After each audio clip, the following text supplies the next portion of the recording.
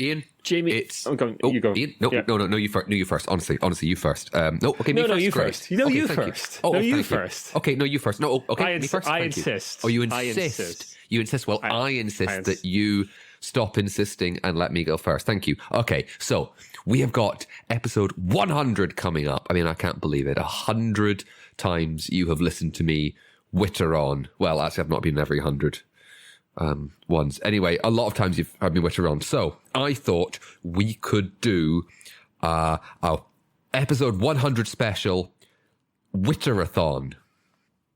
A witterathon. Yes. More of your wittering. Yeah, less. you just let me do the whole podcast, and you just sit there. You have some snacks. You have a beverage, your choice, and you let it. You let things run their course. I mean, I'm not averse to having a bit of a break from editing the podcast and doing all the behind the scenes work. Yeah, I could see that. But is it good podcast though? That's the question. That's the issue. Yeah. That is not. Also, I'm going to put this at the top. I was informed by my mother that she started listening to this every now and again. So if you're listening, hi mum. Hello, Jamie's mum. I hope you're following some of the news about tabletop games, because do you know what? Sometimes I'm not. And there's going to be an awful lot of it in this cast. And I'm Ian McAllister.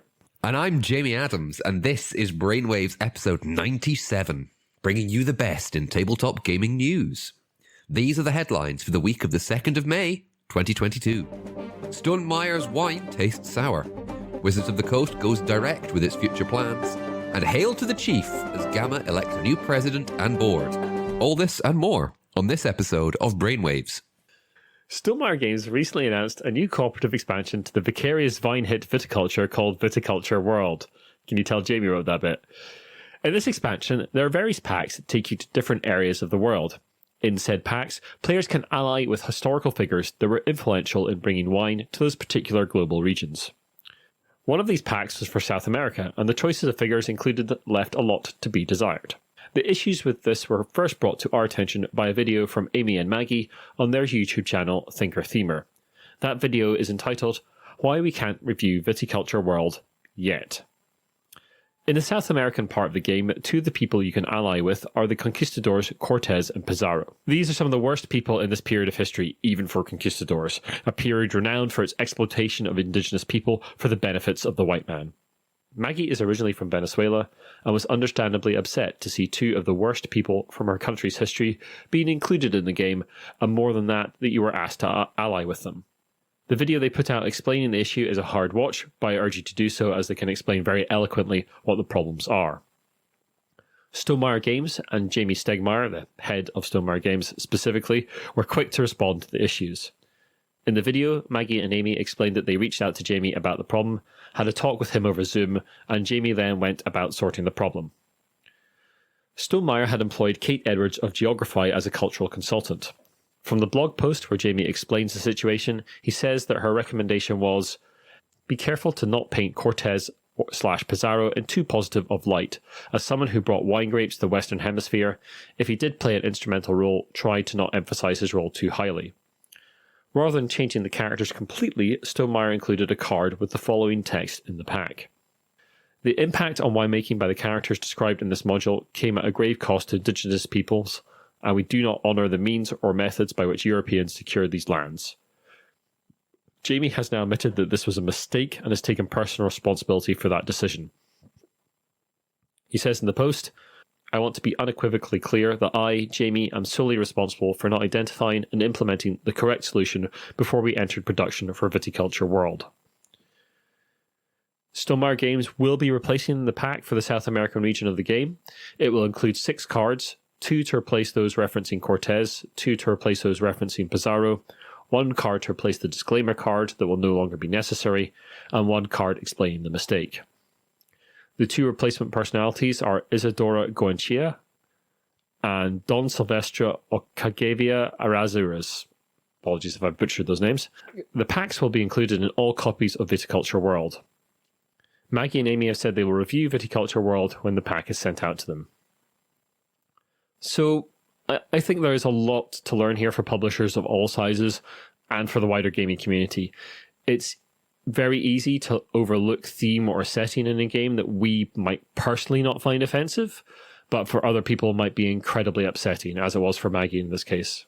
There are lots of horrors in our history, and I think games can shine a light on those and get us to think about them. However, we should not glorify the darker parts of our past, and making these conquistadors a positive mechanical influence makes it feel like that was happening. That cultural consultants now even exist is a great thing. Fantastic. But publishers must be very careful about what they do with the resultant information, and obviously there's still some lessons to be learnt there. I applaud Jamie for correcting the mistake. It absolutely shouldn't have been made in the first place, but lessons have been learned here, and he has admitted culpability and is correcting the issue. It has been a busy time for Wizards of the Coast and its owner Hasbro in the last couple of weeks. In a live stream entitled Dungeons and Dragons Direct, Wizards of the Coast told viewers what was coming up for the venerable RPG in the next few months. Among the reveal plans were the return of two much-loved settings. Now, we've reported many times on the struggles between the creators of the Dragonlance setting and Wizards of the Coast. All those issues were settled last year, and it seems to have allowed Wizards to proceed with a new adventure in that setting and a board game coming out from Rob Davio. There's been some controversy around this announcement, as a tweet from Margaret Weiss, one of the original authors of the Dragonlance books, said, Wizards of the Coast is bringing a Dragonlance game book, and they didn't talk to me or Tracy on that. The Tracy referred to here is Tracy Hickman, the co-author of the Dragonlance books. The other setting being brought to 5th edition is Spelljammer. Ian here doesn't really know much about Spelljammer. It is high fantasy and high space adventure.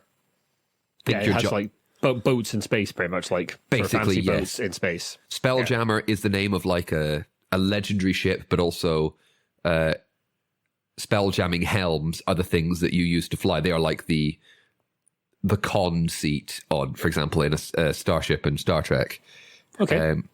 Does that make sense? Yeah. Yep. Spelljammer has kind of been hinted at in a lot of other 5th edition products.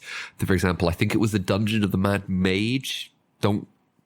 This might be it. I think one of the things you could find is an Illithid Nautiloid, which is basically an Illithid spaceship that looks a bit like a Nautilus. Cool. And there's been some of the monster manuals that have come out have included monsters like the Neogi, which are space-faring slavers, a mixture of wolf spider and moray eel, and GIF, which are basically militaristic hippos with a love of gunpowder weaponry. I'm sorry, militaristic hippos. Sold. Yep. But yeah, the release of Spelljammer has again attracted a tweet from the author of the Advanced Dungeons & Dragons supplement Adventures in Space, which was the first Spelljammer supplement, Jeff Grubb. In the tweet, he said, Yes, Wizards of the Coast is bringing Spelljammer into 5th edition D&D. No one talked to me about it. I'm surprised as you are. Interesting. Other announcements from D&D Direct included them showing off more of Journeys Through the Radiant Citadel, a supplement that is exclusively showing work from BIPOC creators, a new D&D starter set called Dragons of Stormwreck Isle, and the D&D movie also has its official title now, Dungeons & Dragons Honor Amongst Thieves. It'll be released in 2023. Because they can't call it Dungeons & Dragons, can they? Because it's not like there's already a film called Dungeons & Dragons out there, is there? Oh, wait, there is. Yeah, I've got it on my shelf. I love it. It's so bad. Put your impression away. No one wants to hear it. What impression? You know what I'm talking about. I don't. Are you referring to the wizard, Ian? No. Okay. Outside the pomp and ceremony of D&D Direct, Hasbro... What are you referring to? I don't know. You do like Jeremy Irons thing every now and again with the D&D films. Yeah, that. Outside of the pomp... you know what? I wasn't going to do it, and then you reminded me of it. I'd forgotten. It's a Barbra Streisand effect, but in D&D films. Yeah, exactly. Outside of the pomp and ceremony of D&D Direct, Hasbro CEO Chris Cox hinted that the company was looking to take the 5th edition version of the game into other intellectual properties. There's a lot of international growth vectors we can do, Cox said. There's a lot of new exclusive content we can do. You know, we've talked a lot about universes beyond in Magic, which is this concept of thinking about Magic as a play system and bringing in outside brands or outside IP into that play system. We see potential for that with D&D as well, and we think D&D Beyond could be a primary hub for that. This is also the clearest hint yet that the recent acquisition of D&D Beyond, the previously fandom-run hub for the game, will be a major part of the future development of Dungeons & Dragons. Now, Hasbro also recently announced a series of price rises across a variety of Magic the Gathering products that would take a loss from pulling operations in Russia of about $100 million, and that factory delays and shutdowns in China will be an ongoing problem for the company. Now, it is worth pointing out that I need to corroborate this again, this is why I'm letting you know, that I was told that I think it's the first price update in 16 years for something in the Magic the Gathering stuff. Yeah, it's not all Magic the Gathering products either. It's a select number of them. We'll link to the announcement in the show notes. I just want to address the sort of slight controversy around Spelljammer and Dragonlance as well, the yes. two tweets from the co-authors. And we know that the Dragonlance sort of legal settlement was brought to a conclusion last year. That presumably did not include you are going to be included in all future products in some way or form. I have absolutely no idea, Ian. But otherwise they wouldn't be saying anything. So, and I like, as important as Jeff Grubb is to the history of Spelljammer, I mean, I don't know much about Spelljammer, but I had a little bit of read of sort of some history of it before the cast started. He was the author of that original supplement. Are Wizards really obliged to involve him in any future product? That doesn't seem likely. I think it entirely depends. And I understand fans being annoyed that that's the case, and I understand the authors being annoyed that that's not the case, but Wizards don't necessarily have an obligation to them. I mean, I'm not saying that's right, but they don't necessarily have an actual legal obligation anywhere along the lines. I think it entirely depends on who owns the actual intellectual property rights. If Jeff Grubb does own anything from... Yeah, maybe so, and maybe we'll hear some more about that as they get towards the release date. Maybe there will be lawsuits and that sort of thing. But in general, I think we're just sort of seeing, as we're talking about the next stage of Dungeons and Dragons. I mean, we've got the 50th anniversary coming up in 2024, is it? I thought it was next year. Anyway, in the next year or two. Next year or two, the 50th anniversary of D&D. Wow. There's the start of rumors around 6th edition about what that's going to look like. There's obviously the recent acquisition of D&D Beyond, and I'd be very surprised if we don't see a new edition of D&D the year of the 50th anniversary of Dungeons and Dragons alongside digital implementation. Though we've been here before with digital implementation plans for 4th edition, they never came to fruition. There were all sorts of cool ideas around 4th edition and digital, and that never came to be. But maybe the time just wasn't right for it. Maybe the time is now for that implementation. It's entirely possible. Just thinking, when was 5th edition released? I think it was 2014. So it's entirely probably, that's almost 10 years it's been running. Yeah, okay, I think it's almost time for a new edition. 2014, quite right, Jamie. Yeah, August 19th, 2014. There we go. Player's Handbook release. Ah. August 19th, 2014 was the Player's Handbook. Well remembered. I may have had Wikipedia open and I was pretending that I was guessing. Or was I? Acting. It's like podcasting with Toast of London. Now, hang on there. We reported last year on the Game Manufacturers Association, GAMA's intention to expand its board and expand voting to those outside of game publishing. At a recent meeting, a new board was elected. The new officers are President Kylie Primus from Games Unlimited, Vice President Grace Collins from Snowbright Studios, Secretary Jennifer Ward from Crazy Squirrel Games and Toys, good name, and Treasurer Stephen Broussard from Funko Games. There are also 6 new board members that were elected in March. Those are the Creator Director Matt Fantastic from Forever Stoked Creatives, Media and Events Director Nicole Brady from SAHMReviews.com, all one word, that first bit, Production Director Radek Kronos from Fabria Cart, Publisher Director Frank West from the City of Games, Retail Director Jennifer Ward from Crazy Squirrel Game Store, and Wholesale Director Cito Sanchez from Peach State Hobby Distribution. These nominations bring the board of directors back to full strength with 12 members across 6 different sections of the tabletop industry, representing everything from publication to retail stores. We will be talking to Frank West from City of Games in our next On Stage. That is happening on the 10th of May at 8 p.m. UK time in our Discord. This is a live chat with myself and Frank. I'll be asking Frank questions about publication, distribution, his intentions for the GAMA board, various other subjects we'll cover, and you are invited to come along and ask Frank your own questions. He's a very experienced publisher now. Obviously, he's on the GAMA board as well. Yeah, he's a really interesting chap. He's had a big influence in the UK gaming scene, and that influence is only going to get bigger now that he's part of GAMA.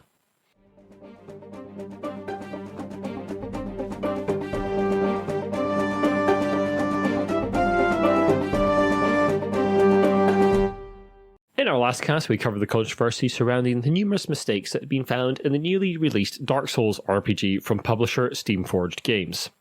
Steamforged have now responded to the complaints, and we will read from their short statement on their homepage in full. We at Steamforged Games would like to issue a sincere apology regarding the errors that have come to light in the Dark Souls role-playing game. We want to thank the community for all the feedback we have received through our customer support channels and online. We are listening to your comments and recognise the importance of the issues that have arisen. We want to make it clear that we take this matter extremely seriously, and therefore have decided the best course of action is to order reprints of the book, issuing replacement copies to those customers who have already bought or pre-ordered the standard edition and or collector's edition. The same applies for the PDF version we previously announced. Every customer who buys a copy of the printed rulebook will get a free PDF copy with a release date and details on how to get your copy coming soon. We ask for a little patience as we gather more detailed information regarding these reprints, the timescales involved, and how to best ensure we resolve this for each affected customer. As soon as we have these details, we will release them. In the meantime, if you have any issues or questions, please contact us through our support hub, and we'll put a link to the support hub in our show notes. It's good to see them take these steps, but you got to really ask what the process was that allowed them to get this far. As I said in the last cast, I recently got the A-State RPG PDF, which I backed on Kickstarter, and their method of production has been to put out the PDF first, actively asking people to check for little mistakes and errors and that kind of thing. And there has been an update since they asked that about a couple of weeks ago with some very minor corrections, but good to correct those things before they go to print. It engages the community. No one loses out because it's digital. So you haven't got a physical copy that needs replaced. There's nothing needing produced and shipped out. It just, in this day and age, it just seems a much better way to put out an RPG. PDF the world first, of the Pokemon trading card game has seen a lot of coverage from us over the last year or so due to soaring prices, daring robberies, and odd celebrity endorsements. But let's go back to the beginning, though, and ask where Pokemon cards come from. Since 2015, now I know what you're thinking, Pokemon card game's been around a lot longer than 2015, but stay with me. Since 2015, the Pokemon Company has had all its printing done by the Millennium Print Group, which is its own company. However, Pokemon Company has now bought Millennium Print Group. In a statement, they said, "With this acquisition, the Pokemon Company International aims to further develop Millennium Print Group's capabilities, infrastructure, and scale to become a premier printer of trading cards, serving the broader industry. Millennium Print Group will continue to operate as a separate, autonomous organization, but will gain both investment and industry expertise from the Pokemon Company International." Cool. Tabletop games industry consolidating. This is what we've seen for years and years. Yeah. I mean, you can understand companies wanting to eliminate as many problems as they can from the supply chain and given all the current issues. Speaking of which, there was an article on ICV2 where we get some of our news articles from saying that China's obviously continuing to see a series of lockdowns at the moment, and those are growing concerns that this will see shipping delays into the summer and beyond into the fall, which is, of course, the prime shipping period for a lot of the games you'll see on your shelves over Christmas. So please be kind with companies that are continuing to have a horrible time negotiating the current global shipping problems. Yeah, this is board game industry. People will be horrible no matter what, I'm afraid. I hope our listeners will be nice people. I'm sure you are. You listen to this podcast. Maybe you are very, very lovely indeed. I'm sure you are. Hello. But seriously, if you think about giving a company a hard time, don't. Yeah, absolutely. Unless they've, really messed things up. I mean, I'm talking really. A dinged box. Don't give them a hard time over a dinged box. I saw a really interesting thing recently from someone that was, some companies basically have a policy to not replace if it's just a dinged box as long as the internal components are okay. And I'm perfectly okay with that. shipping thousands of cardboard boxes worldwide, some are going to get a little bashed. We're in the middle of a climate crisis here. Yeah. Stop asking companies to ship you out a box so you can have an absolutely pristine box on your shelves. Monopoly has been optioned for a film. Battleship was a film. Don't watch it. Seriously, don't watch that film. Let's drop some lead. Ugh. But now the franchise you've all been waiting for is coming to the small screen. Yes, it's time for a combustible cat to entertain you on Netflix as Exploding Kittens comes to the streaming service. In a unique deal between the Oatmeal, creators of Exploding Kittens, and Netflix, a version of the card game will be coming to the streaming service in May, because you can now play some games on Netflix, with plans for an animated series to premiere in 2023. The animated series has this pitch. The eternal conflict between heaven and hell reaches epic proportions when both God and the devil are sent to Earth in the bodies of chunky house cats. Matthew Inman, Exploding Kittens' chief creative officer and creator of the Oatmeal, said, Netflix is the only service that could bring Exploding Kittens to life in both a series and a game. We actually launched Exploding Kittens on Kickstarter as a weekend project, but our community has been the heart and soul of the company over the past 6 years. The new series and game will give our fans new ways to connect and interact with the franchise. I did see a rumour that Tom Ellis of Lucifer's fame was attached to this product. As is Lucy Liu and Mark Proksch. If you've ever watched What We Do in the Shadows, the TV show, Colin Robinson. Oh, What We Do in the Shadows TV series. Just go watch that. It's so good. And also so Wellington good. Paranormal. Oh. Wellington Paranormal is so good. So good. Right, Ian, I've got a question for you. Don't look at the screen. Okay. What do Starbucks, Raven Software, Amazon, and Kickstarter all have in common? They're all terrible. Interesting. I thought you were going to say they're all named after characters in Herman Melville's Moby Dick, in which I would have gone, that's quite a good guess there, but unfortunately not. No, it's they've all seen recent efforts by their workers to unionize. Now, Magic the Gathering, from King of Tokyo designer Richard Garfield, is a popular game, apparently. And the secondary reselling market is, well, calling it huge is an understatement. One of the biggest companies involved in the secondary market is Card Kingdom, a Seattle, Washington, in the US, based outfit whose employees published an open letter on April the 21st seeking to unionize, opening with, "We are formally inviting you to the bargaining table." You being Card Kingdom bosses. Yeah. Calling themselves Card Kingdom Union, they say, "We acknowledge the hurdles faced in recent years. However, the notion that our wages and your ESOP, Employee Stock Ownership Plan, contributions are stunted due to the pandemic is blatantly false. Our revenue hit a new peak during the past 2 years. Our wages, benefits, and ESOP contributions do not reflect this. Management openly admits that our current system is broken, and yet there are no offers for solutions." In their open letter, they have a list of demands, including a living wage and a commitment to future wage increases, ability to take unpaid leave, and a policy re-examination and overhaul. Speaking to Wargamer magazine, John Morris, the co-founder and owner of Card Kingdom, said, "Efforts to unionize and any company responses to such efforts are complex and bound by federal laws and regulations. These conversations take time and require complete information and understanding." Now, notably, that is neither a condemnation nor is it a backing of the move to unionize. I'm going to speak for Ian. I hope he's okay with this. Solidarity to Card Kingdom Union. Hope you get recognised and are able to get round the table. Yeah, it's great to see more unions in the States. I mean, we saw a major Amazon warehouse recently unionize, and Sean O'Brien. Yeah, absolutely. And that guy is going out there and trying to get other warehouses in America to unionize.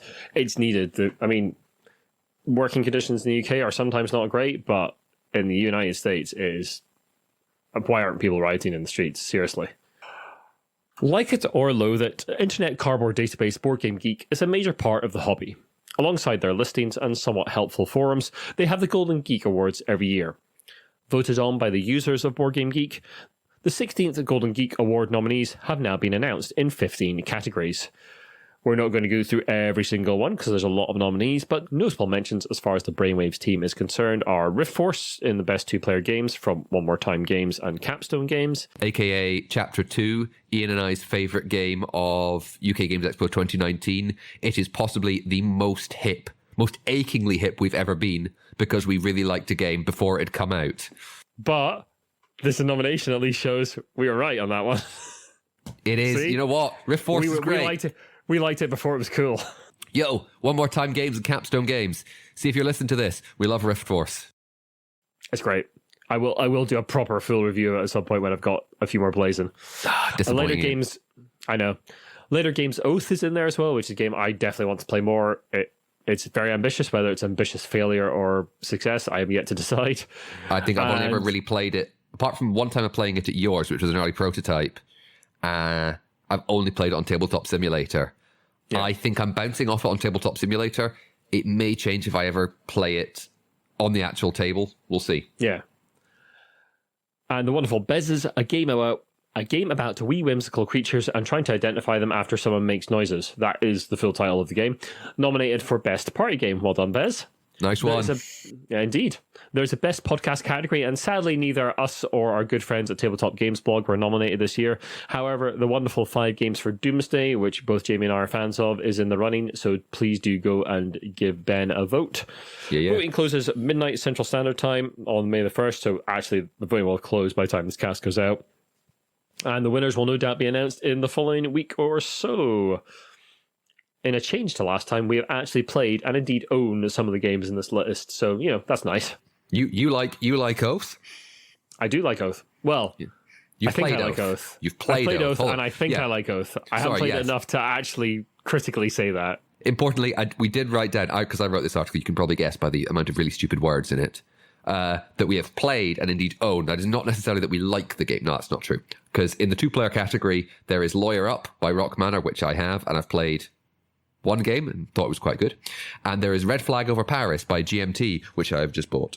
We'll definitely be getting Games Day at some point in the not too distant future, and we'll try and get some of those to the table. Never mind talking about, what we own and played and maybe like. You know who we do like? Our patrons. We do love our patrons. Thank you so much for continuing to support the cast. It really allows us to fund the website and the podcast without shelling out too much of our own money, especially to our executive producers, James Naylor from Naylor Games, part behind the Magnate game that we will review at some point in the future once I've got it to the table, and Shaun Newan from the game-a-lot team. Will link to all of James and Shaun's bits and pieces in the show notes, and you can join them on our Patreon. I'll put a link to that in the show notes as well. Just a little reminder that we will be at Tabletop Scotland on the 27th and 28th of August. Tickets are still available for that, so please do go and check that out. They're announcing exhibitors left, right, and centre at the moment. There's going to be big open play areas, playtest zones, all sorts going on. It's looking really good, and we're really, really looking forward to it. Much, much, much, much further away, geographically speaking, is Kiwi RPG Week, but it will be happening mostly online from May the 1st to May the 8th. There's going to be live streams, actual play sessions, and some live events. All the information's on their website. There's loads of information there about what's happening. They're celebrating this sort of local RPG design space in Aotearoa. Aotearoa. So it really sounds like there's a big, thriving, growing scene down there. So yeah, please go and check out what's going on there. And hello to Morgan Davey, who's involved in that, who I know from his time up in Edinburgh. One note I will say is from the Kiwi RPG, there is one being released called Paranormal Wellington, which I wonder what that's referencing. Couldn't tell that we you. may have talked about earlier in the podcast. And again, this is your regularly scheduled reminder to watch that and the Cluedo film. And What We Do in the Shadows TV series. And What We Do in the Shadows TV series.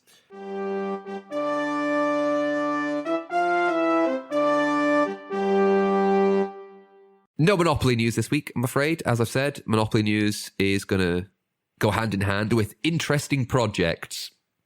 And this one kind of caught my eye because it's got a very Scottish... what's the word I'm looking for? A very Scottish tinge to it.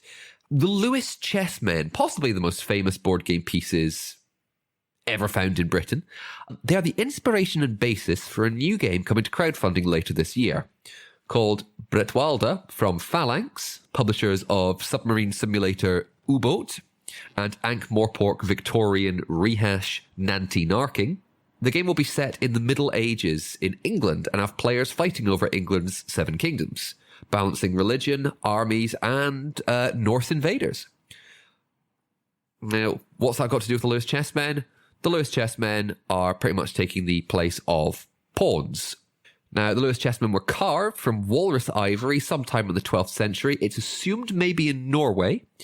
And they were found on Lewis in the early 19th century. And most of the pieces that have been found currently reside in the British Museum or some in the National Museum of Scotland.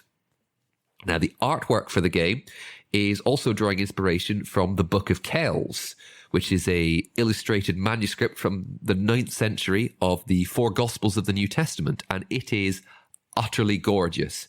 Another film side note here, I know this is turning into Film Waves, sorry, Film Waves fans, I'm kind of intruding on here, I know we'll get back to the other chat later, but the film, The Book of Kells, is a great one, and I would highly recommend it because it is absolutely gorgeous. It's from 2009. Oh, and it's not The Book of Kells, sorry. It is The Secret of Kells. It's part of Tom Moore's Irish folklore trilogy, which includes Song of the Sea and Wolf Walkers. And I would also say they are both utterly, utterly gorgeous, and watch them. Thanks very much for listening. If you like what you've listened to, then the best way to help us out is to share the podcast and drop us a review and rating on iTunes or your podcast app of choice. You can also follow us on Twitter, Instagram, and Facebook. You can come and join us and chat to us in our Discord, where we have regular game nights the Tuesday after the cast goes out. Our website is giantbrain.co.uk and our email address is giantbrainuk@gmail.com. Do get in touch and let us know if there's anything you'd like to feature in the show or any comments you have on any of the articles we have covered. Thank you so much. Bye bye for now. Bye bye.